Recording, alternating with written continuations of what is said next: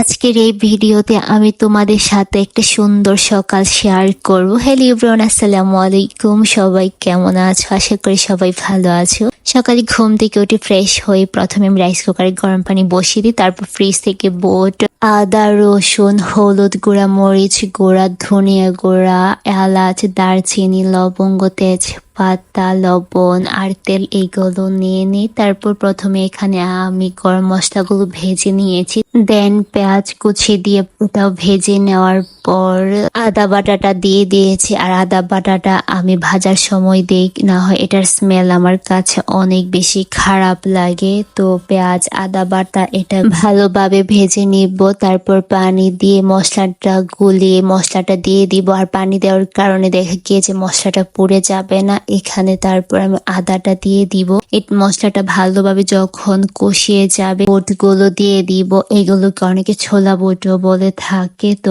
আমরা মূলত গ্রামের বাড়িতে বুটে বলে থাকি। আর মাইরিন আমার কোলে চড়ে বসেছে, সে নাকি রান্না দেখবে। আমার কোল থেকে সে নামতে চাচ্ছিল না, তাই মাইরিনকে কোলে নিয়ে রান্নাটা করছিলাম। এই তো যখন বুটগুলো ভাজা ভালোভাবে হয়ে গিয়েছে তখন আমি এখানে পোলাওয়ের চালগুলো দিয়ে দিয়েছি। আর এই পোলাওয়ের চাল দিয়ে রান্না করলে এটার স্মেলটা কি বলবো অনেক ভালো আসে। আর অনেকে এই রান্নাটা সিদ্ধ চাল দিয়েও করতে পারো, তো তোমাদের চয়েস অনুযায়ী তোমরা রান্না করে নিবে। এই তো ভালোভাবে আমি মিশিয়ে চালটা ভেজে নিয়েছি। যখন চালটা ভালোভাবে ভেজে গেছে দেন আমি এখানে গরম পানি পরিমাণ মতো দিয়ে দিলাম। আর গরম পানি দিয়ে রান্না করলে চালটা ভালোভাবে সিদ্ধ হয়ে থাকে।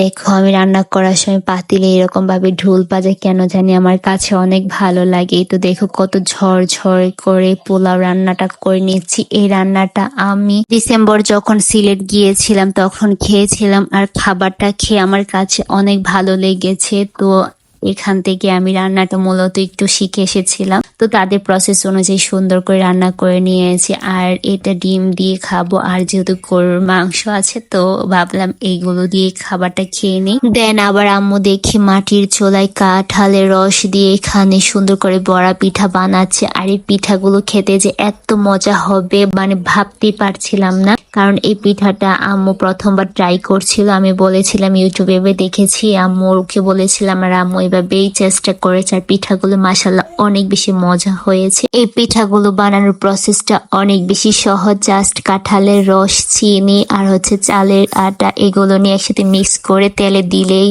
পিঠাটা হয়ে যায়। পরিবারের সবার সাথে এরকম খাবার খেতে কিন্তু অনেক বেশি ভালো লাগে। তোমরা যখন পরিবারের সবাই একসাথে হবে অবশ্যই এই খাবারগুলো খাওয়ার চেষ্টা করবে। তো আজকের ভিডিওটা এই পর্যন্ত। আল্লাহ হাফেজ।